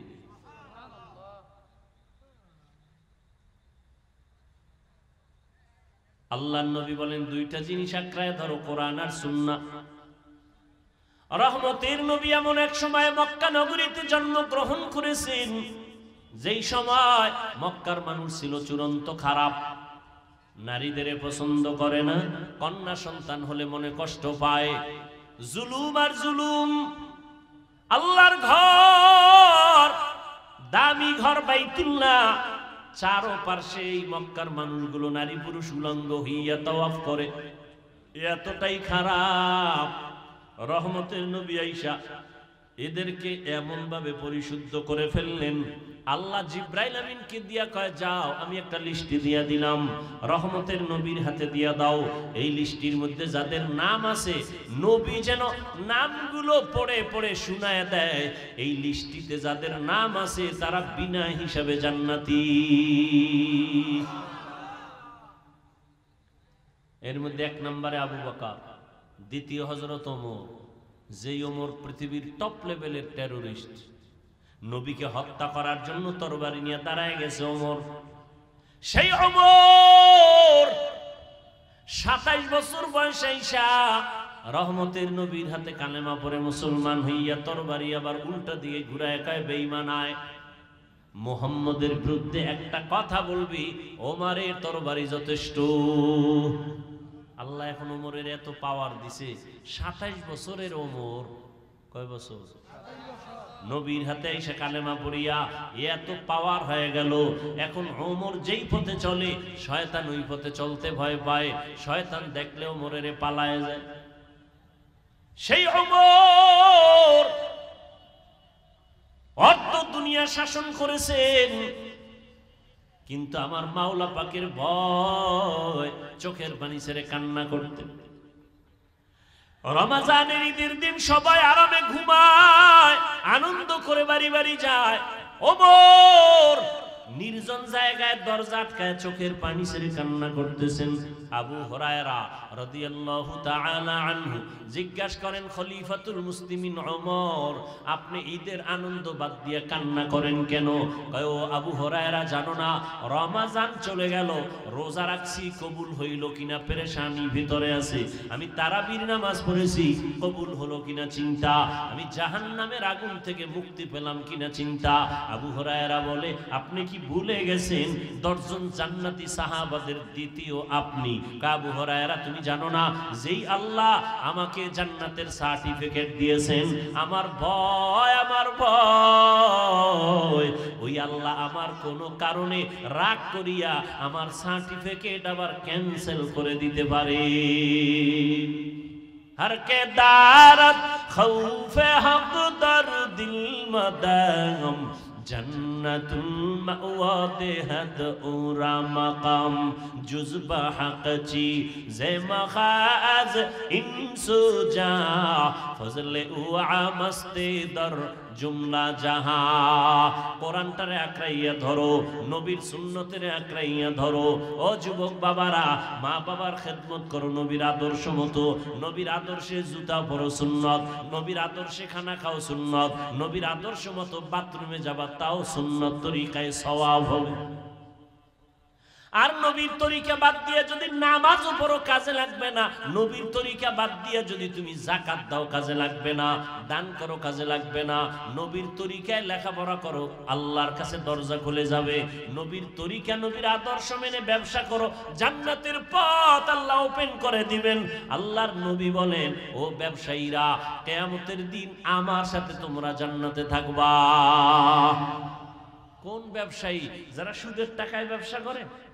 قال النبي صلى الله عليه وآله وسلم التاجر الصدوق الأمين مع النبيين الصديقين والشهداء والصالحين। ওরে নেক আমল, ভালো সততার ঠিক রেখা সত্য কথা বলে ন্যায় পথে যারা ব্যবসা করবে, কাস্টমারের ধোঁকা দিবে না, কাস্টমারের সাথে মিথ্যা কথা কখনো বলবে না। ঢাকার বাজার থেকে কাপড় কিনছে লুঙ্গি, 2500 বাজারে নিয়ে আসবে বেচতে। লুঙ্গির দাম কত পাইকারি? কয় বাবুরহাট থেকে নিয়ে আসছে, লুঙ্গির দাম 150 টাকা। এই 2500 আসতে আরো খরচ হইছে 20 টাকা। কত হইল? 70। এখন কাস্টমার জিগায়, ভাই লুঙ্গি কত? কয় 200 টাকা। কিনছেন কত? যদি দোকানওয়ালা কয় 170 টাকা দিয়ে কিনছি, টোটাল টাকা হারাম। কিনছে কত দিয়া? 70 বলল কেন? মিথ্যা হয় নাই? এতটুকু কথার কারণে টোটাল টাকা হারাম। আর যদি বলে না 150 টাকা দিয়ে কিনলাম, আসতে খরচ আমার 20, টোটাল 170, আপনি যদি আমাকে 30 টাকা লাভ না দেন, বিদ্যুৎ বিল কেমনে দেই, ঘর ভাড়া কেমনে দেই, এইভাবে সত্য কথা বললে যদিও কাস্টমার তখন একটু বলবে আর 10 টাকা কম দেই, আরো 10 টাকা কম দেই, কোনো টেনশন নাই, মোহাব্বতের দোয়া আসবে, বরকত অনেক বেশি হয়ে যাবে।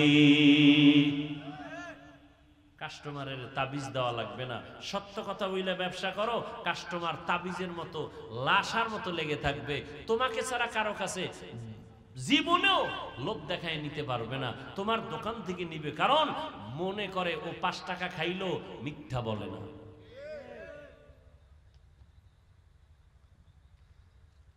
এরে নবীর উম্মত, রহমতের নবী উত্তম আদর্শ দিয়া মক্কার চূড়ান্ত খারাপ মানুষগুলোকে দামি মানুষে পরিণত করেছেন। রহমতের নবীর আদর্শ লালন করে সাহাবায়ে কেরাম নবীর মোহাব্বত নিয়ে নামাজ আদায় করেন, নবীর মোহাব্বতে মানুষের সাথে ভালো আচরণ করেন, কাউকে হিংসা পর্যন্ত করেন না। নবী মসজিদে নববীতে বসে আছেন, সাহাবায়ে কেরাম বসে আছেন, হঠাৎ করে নবী বলতেছেন, এই এখন একটা লোক এই মজলিসে ঢুকতেছে, এখন এই তোমরা দেখো, এখন একটা লোক মসজিদে ঢুকতেছে, এই লোকটা জান্নাতি। সাহাবায়ে কেরামের মধ্যে একটু কৌতূহল, নবী কয় জান্নাতি, তা তো জান্নাতি, তো কে এই ব্যক্তি? নবী কার ব্যাপারে কয় জান্নাতি? যখন ঢুকছে না, দেখে ও এদি আমগো হেই ব্যক্তি। কাছের মানুষ, আপন মানুষ, এই যে বড় বুজুর্গ তাও না, কিন্তু নবী যে বললেন জান্নাতি, কারণটা কি? এর ভিতরে আলাদা কি আছে? ভাবতেছেন নবীর সামনে হাসাহাসি নাই, নবীর সামনে বাজে কোনো আওয়াজ নাই, আবার মনে চাইলেও কোনো প্রশ্ন করে না, বেয়াদবি না জানি হয়ে যায়। সাহাবায়ে কেরাম চিন্তায় পড়ে গেলেন। নবী আর একদিন বলেন মজলিসে বসা, এখন এমন একটা লোক ঢুকবে, দেখবা সেই লোকটা জান্নাতি। ওই লোকই একজন সাহাবী ভিতরে ভিতরে একটা বুদ্ধি করছে, ওর মধ্যে আলাদা কি আছে, আমি একটু গোপনীয়তা রক্ষা করে দেখব। নবীর কয়, নবী আমি এইভাবে একটু তার বাড়ি মেহমান হব। কয় যাও। সাহাবীর কাছে গেছে, ভাইজান আপনার বাড়ি একটু বেড়াইতে যাবো। তাই নাকি? বলে হ্যাঁ চলেন। চলে গেল। উদ্দেশ্য রাত্রে থাকবে, কি আমল করে দেখবি। আল্লাহর বান্দা সাহাবী ওই সাহাবীর বাড়ি চলে গেলেন। জান্নাতি সাহাবীর বাড়ি যাইয়া রাত্রি যাপন করে, সবাই ঘুমায়, জান্নাতি সাহাবীও ঘুমায়, কিন্তু যে মেহমান হয়ে গেছে এ ঘুমায়। এ তো চোখ বন্ধ করেও তালাশ করে, ভাই ভাই তাকায়, কি করে দেয় না, কিছুই করে না। ফজরের আজান হয়ে গেল, নামাজে দৌড়ায় গেল, আবার কয় ভাই আর একটা দিন সুযোগ দিবেননি। মেহমান আর একদিন, এভাবে আরো একদিন, কয়দিন এলো? 3 দিন। 3 দিন ঘুমাইয়া দেখে কোনো আলাদা আমল করে না।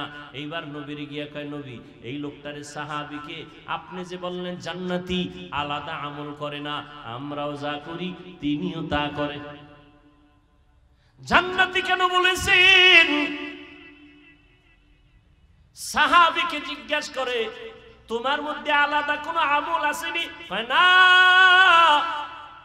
নবীজি সুসংবাদ দিয়েছেন। কারণটা কি বলে তার নবী জানেন।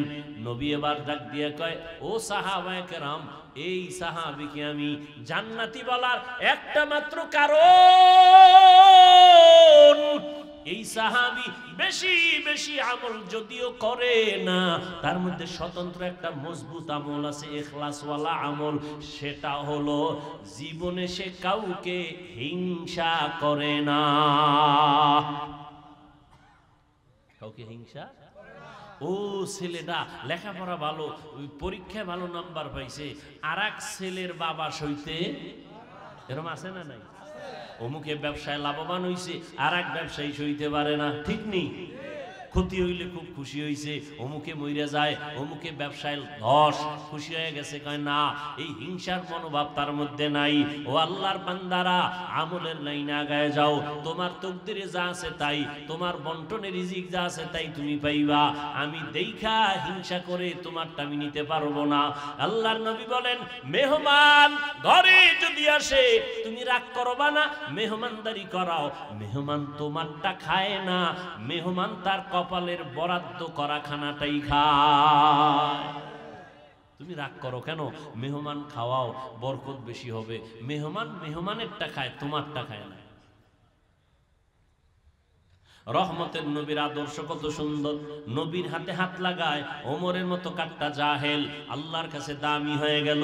নবী নিজে কয়, আমি মুহাম্মদ শেষ নবী, আর কোন নবী। কিন্তু যদি আল্লাহ আরেকজন নবী কাউকে বানাইতেন, লাউকানা বাদি নবিয়্যুন লাকানা উমর, আমার পরে আরেকজন নবী যদি আল্লাহ বানাইতেন, আমার পরে নবী হতো আমার উমর। এর নবীর আশিক ওই উমর মুহররমের 1 তারিখ শাহাদাত বরণ করেছেন। রহমতের নবীর সুন্নতের জন্য কলিজা দিয়া ভালোবাসতেন আমার নবীর আদর্শ। এর নবীর উম্মতের দল। রহমতের নবীকে আমরা আর পাবো? আবু বকরকে, ওমর, ওসমান, বাদ দেন সাহাবায়ে কেরাম। এরপরে যারা আসছেন আমাদের মুরব্বী বুজুর্গ, তাদেরকেও আমরা আর পাবো? খাজা মঈনুদ্দিন চিশতি আজমিরিকে আর পাবো না। শাহজালাল রহমাতুল্লাহ আলাইহি কত বড় আল্লাহওয়ালা, যিনি আল্লাহর মুহাব্বতে পড়িয়া জীবনে বিবাহ করেন নাই। আল্লাহর মুহাব্বত এতটা প্রবল, আর তার আল্লাহর মুহাব্বতে বিয়ে করেন নাই, কোনদিন নামাজ ছাড়েন নাই, পাগড়ি মাথার থেকে খুলেন নাই, হাতের মধ্যে তাসবিহ, ঢোল বাজাইতেন। তার মাজারে ঢোল আছে না নাই?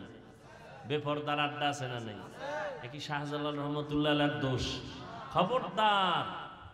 মাথার ভিতরে উকুন হইছে, হাতের মধ্যে ব্যথা পাইছে, এখন চিকিৎসা করতে যাইয়া হাতটা কেটে ফেলবা না, চিকিৎসায় মলম লাগায় দাও, চিকিৎসা ভালো হবে। মাজার সংস্কার করতে গিয়া আল্লাহর ওলির সাথে যেন বেয়াদবি না হয়, শিরিক বন্ধ করার ব্যবস্থা করো, বেদাতি কাজ বন্ধ করার ব্যবস্থা করো, ঢোল বাজানের কাজ বন্ধ করে দাও, বেপর্দা নারীদের আড্ডা গাঞ্জার আসর বন্ধ করে দাও। কিন্তু আল্লাহওয়ালার সাথে বেয়াদবিমূলক যেন আচরণ কখনো না হয়। মাজার আছে, মসজিদ বানায় দাও, মাদ্রাসা বানায় দাও, ইনশাআল্লাহ আল্লাহওয়ালার মাজারে যদি মসজিদ থাকে, মাদ্রাসা থাকে, ওখানে শিরিক বেদাত অল্পতেই বন্ধ হয়ে যাবে।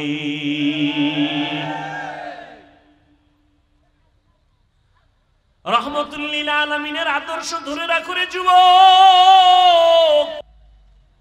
আজকে নবীর মুহাব্বতের দাওয়াত নিয়ে তোমার কাছে আসলাম, কিন্তু আমি কিন্তু এই কথা বলি না তাবলীগ না করলে জাহান্নামে যাইবা, কওমি মাদ্রাসায় না পড়লে জাহান্নামে যাইবা, চরমনাই না গেলে জাহান্নামে যাইবা বলি নাই, পীরের কাছে না গেলে জাহান্নামে যাইবা তা বলি নাই। নবীর আদর্শ না মানলে জাহান্নামে যাইতে হবে। নবীর আদর্শের টুপি লাগাও, নবীর আদর্শ মতো 5 বেলার নামাজ পড়ো, স্কুলে পড়িয়াও নামাজ পড়ো, রাস্তা খুলে যাবে। মা বাবার দোয়া নিয়ে চলো, ওলামায়ে কেরামদের কলিজা দিয়া মোহাব্বত করে পরামর্শ নিয়ে চলো। জীবনে ভুল তো কম করো নাই। ও যুবক বাবারা, আমিও যদি তোমার মতো চাইতাম প্যান্ট শার্ট টাই লাগাইয়া দাড়ি কাইটা চলতাম, পারতাম না? কথা কয় না?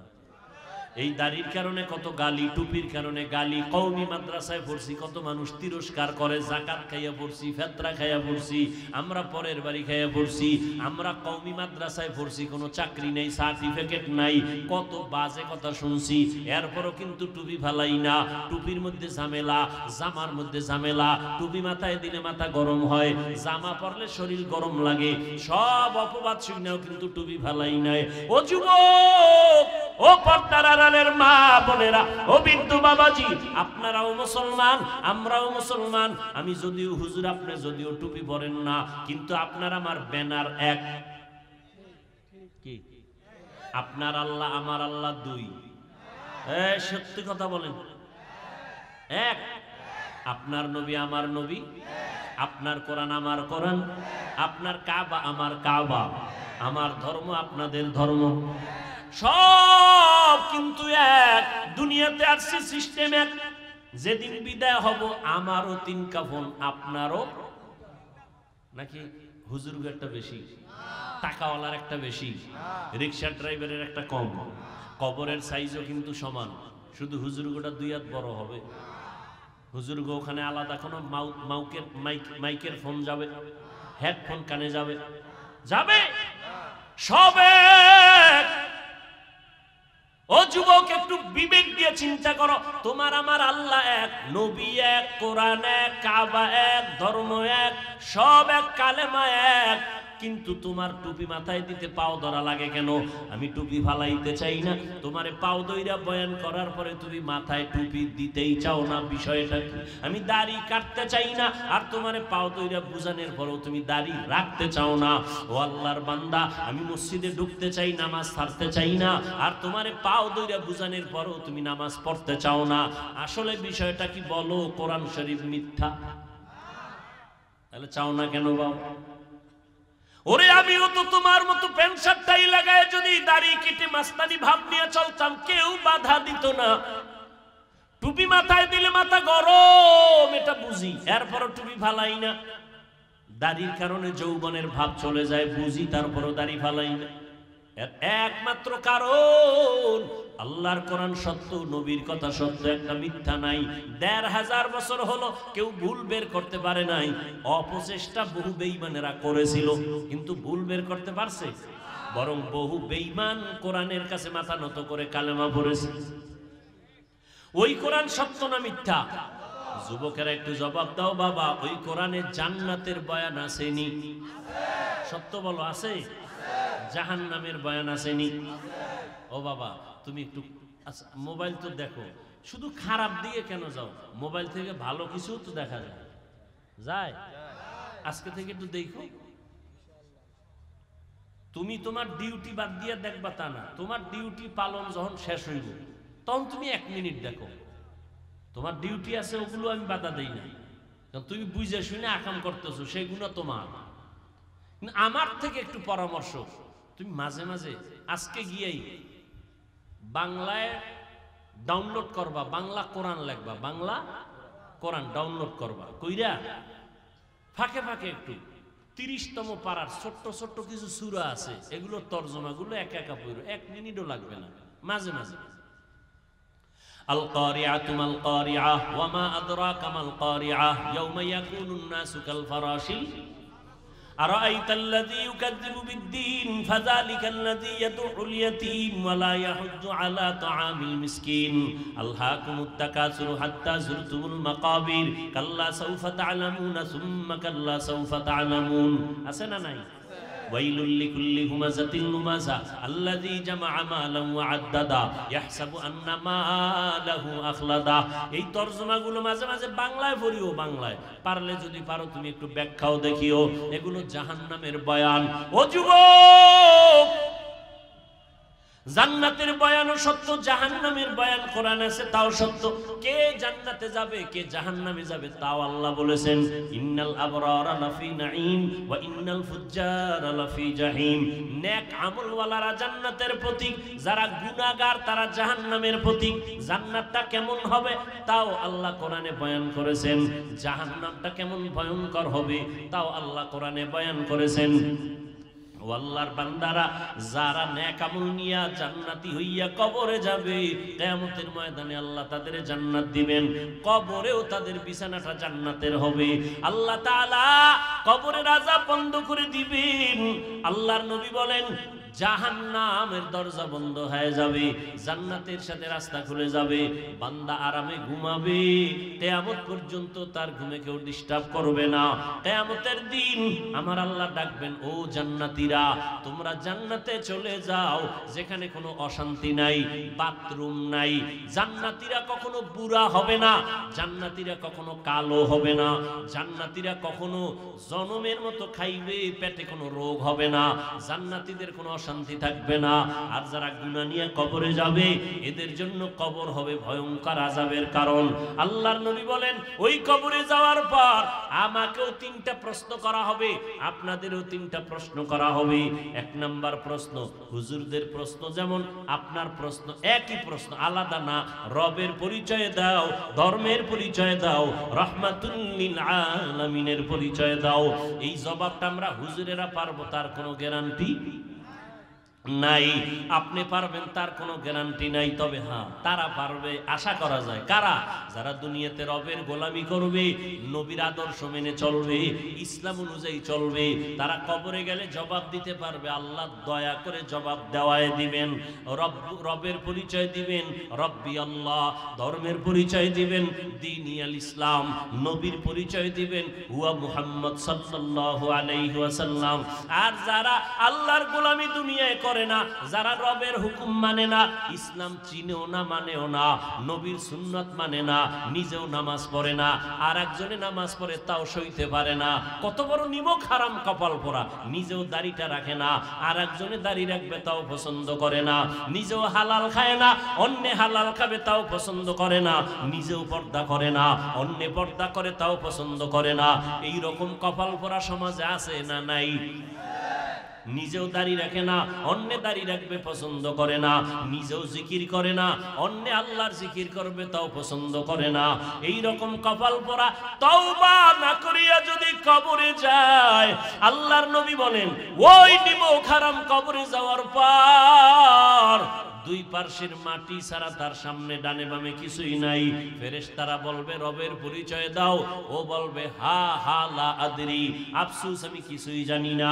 নবীর পরিচয় দাও, ওই গুনাহগার বলবে, হা হা লা আদরি, আমি কিছুই জানি না। আল্লাহর নবী বলেন, আল্লাহ তখন বলবেন কুদরতি আওয়াজ দিয়া, ও ফেরেশতারা, এই নাফরমান বেনামাজি রে আমি আল্লাহ দুনিয়াতে কম মায়া করি নাই, আমি আল্লাহ এর এত আদর করে বানাইছিলাম, ও হাঁটতে পারে নাই, আমি হাঁটার শক্তি দিয়েছি। ও কান্না করতো, মা বলিয়া ডাকতে পারতো না, আমি মা বলিয়া ডাকার তৌফিক দিলাম।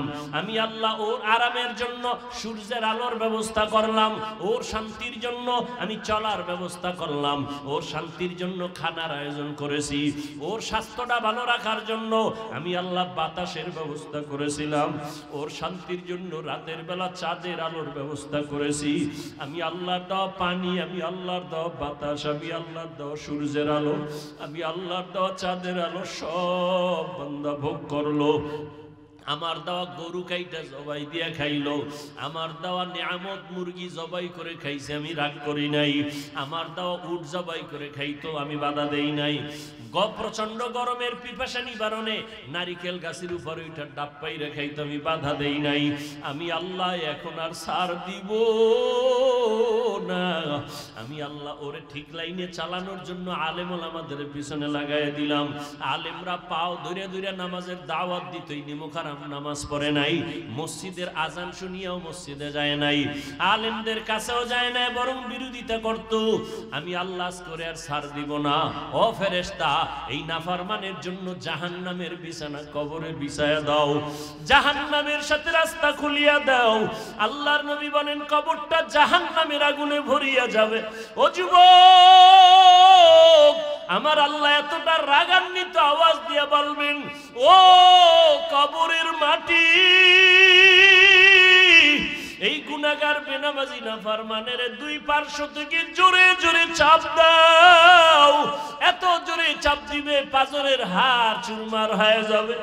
ওরে এখানেই শেষ না, কিয়ামতের দিন আমার আল্লাহ পাক ডাক দিয়া বলবে, ওয়াসিকাল্লাযীনা কাফারু ইলা জাহান্নামা যুমারা।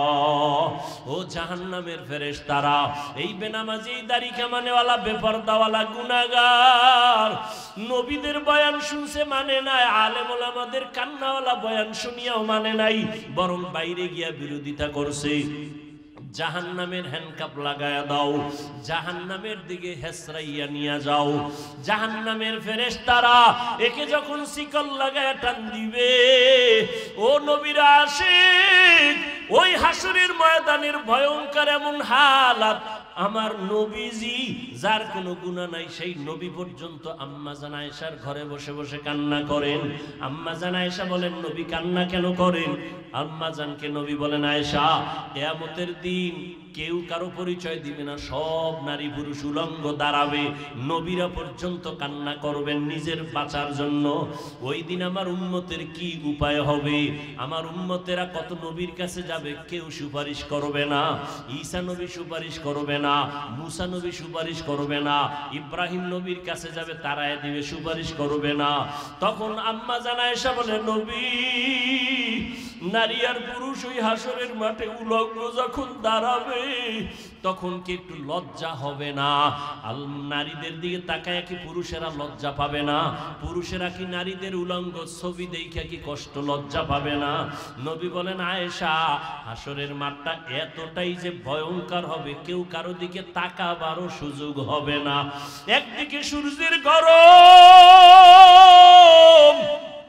জমিনটা হয়ে যাবে তামা, অন্যদিকে জাহান্নামের আওয়াজ, গরমে মানুষের মগজগুলো ভাতের মারের মতো ফুটতে থাকবে।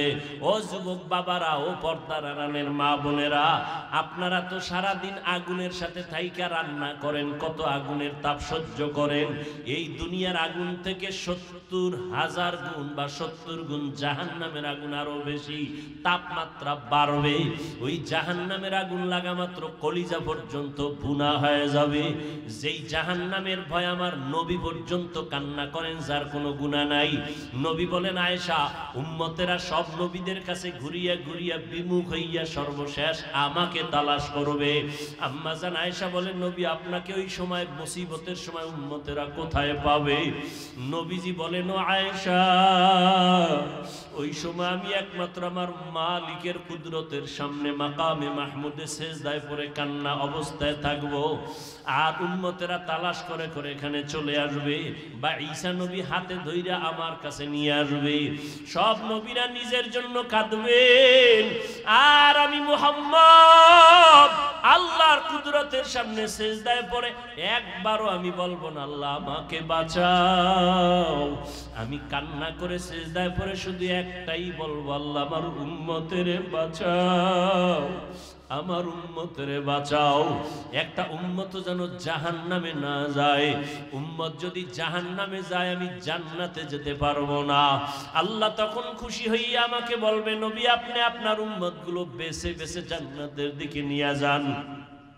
নবীজিকে আম্মা জান বলেন, ইয়া রাসূলুল্লাহ, হাজারো কোটি কোটি মানুষের মধ্যে আপনার উম্মতগুলো আপনি বাছাই করে কেমনে নিবেন? আমার নবী বলেন, আয়েশা, আমার উম্মত যারা দুনিয়াতে ওযু বানাইয়া 5 বেলার নামাজ আদায় করেছে, তাদের কিয়ামতের দিন ওযুর জায়গাগুলো নূরের আলোতে চমকাইতে থাকবে। আমি নবী দেখে দেখে তাদেরকে জান্নাতের পথে নিয়ে যাব। ও আল্লাহর বান্দা, আজকে যারা নামাজে মসজিদে যাও না, 5 বেলার নামাজ পড়ো না, কিয়ামতের দিন আমার নবী তোমাদের চিনবেও না। আর যদি তুমি বলো নবী আমি আপনার উম্মত, নবী বলবে তোমার চেহারায় কোনো নূরের আলো নাই, তুমি তো নামাজ পড়ো নাই, ওযু করো নাই, ভেগে যাও। আমার নবী যদি তোমাকে ভাগিয়া যাওয়ার কথা বলে, উপায় নাই, জাহান্নামে যাওয়া ছাড়া উপায় হবে না। এই জাহান্নামের আযাবের ভয়ে যদি নবীরা কাঁদতে পারেন বেগুনাহ হইয়া, সাহাবায়ে কেরাম যদি কাঁদতে পারেন, ওমরে ফারুক যদি কান্না করতে পারেন, তাবেঈনরা যদি কান্না করতে পারেন, তুমি আমি জীবনে তো ভালো আমল করতেই পারি নাই, তোমার আমার কত কান্না করা উচিত। ও আল্লাহর বান্দা, এখনো সময় আছে, তওবা করে নাও। জীবনে তো নামাজ কম ছাড়ো নাই, বেপরদায় কম চলো নাই, মা বাবার সাথে বেয়াদবি কম করো নাই, আলেম ওলামাদের বিরোধিতা কম করো নাই। এখন তওবা করে নাও, আর আর আল্লাহকে মনে মনে বলো, আল্লাহ কোন দিন মরণ হবে জানা নাই, আজকে থেকে তওবা করে নিলাম, আর নামাজ ছাড়বো না, বেপরদায় চলবো না, দাড়ি কাটবো না, মা বাবারে আর কষ্ট দিব না, ওলামায়ে কেরামের বিরোধিতা করব না, মুরব্বীদের দোয়া নিয়ে নবীর তরিকায় চলবো। তওবা করার মতো যদি নিয়ত হয়, নবীর আদর্শ মেনে জীবনটা চালাইবা। যদি অন্তর তৈরি হয়, মুনাফিকি না থাকে, খাঁটি তওবার নিয়ত যাদের আছে, দুটো হাত আমার আল্লাহকে দেখায় দাও। আয় আল্লাহ আমাদের হাতগুলো কবুল করে নেন, তওবা কবুল করে নেন। আয় আল্লাহ আমাদের তওবার উপরে মজবুত হইয়া চলার তৌফিক দান করেন, আমিন। আলহামদুলিল্লাহি রাব্বিল আলামিন, والصلاة والسلام على سيد الأنبياء والمرسلين وعلى آله وأصحابه أجمعين يا أرحم الراحمين يا أرحم الراحمين يا أرحم الراحمين رب ارحمهما كما ربياني صغيرا اللهم إنك عفو كريم تحب العفو فاعف عنا اللهم إنا نسألك رضاك والجنة ونعوذ بك من سخطك والنار اللهم إنا نعوذ بك من البرص والجنون والجذام وسيء الأسقام দয়ার মালিক আমরা গুনার বোঝা নিয়ে আপনার দরওয়াজায় হাজির। কত উলামায়ে কেরাম, কত মুরব্বী হাজী সাহেব, কত ব্যবসায়ী চাকরিজীবীরা হাত তুলেছেন, পর্দার আড়ালে কত মা বোনেরা হাত তুলেছেন, আমার যুবক আমার ছাত্র ভাইরা হাত তুলেছেন। আয় আল্লাহ আমরা সবাই গুনাহগার, জাহান্নামের আসামি, আপনার দরওয়াজায় তওবার নিয়তে হাত তুলেছি। আর দাড়ি কাটবো না, বেপরদায় চলবো না, নামাজ ছাড়বো না, মা বাবারে কষ্ট দিব না, নবীজির তরিকার বাহিরে চলবো না, ওলামায়ে কেরামের পরামর্শ নিয়ে চলবো। আমাদের তওবা কবুল করে